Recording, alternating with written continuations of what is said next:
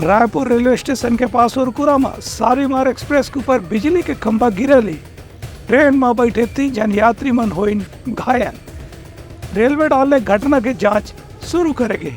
Raipur railway station पहुंचे से पहले उरकुरा स्टेशन में आज एक बड़े हादसा हो गया, जबकि रेल के एक डिब्बा के ऊपर बिजली के खंभा गिरे से उनमें बैठे यात्री वन घायल हो गए। बताया गया है कि मुंबई जाने वाला शालीमार एक्सप्रेस ट्रेन के एसी कोच के ऊपर बिजली के खंभा गिरे से हादसा हुई से यहाँ कलकत्ता से रायपुर आने वाला शालीमार एक्सप्रेस के S6 कोच समेत 2 और 3 डिब्बा के ऊपर बिजली के खंभा गिरे से उनमें बैठे यात्री वन घायल हो गए।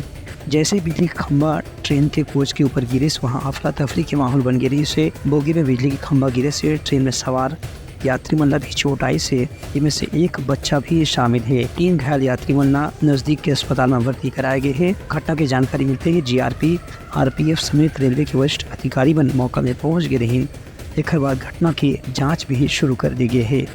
ब्यूरो रिपोर्ट उतलंघा न्यूज़।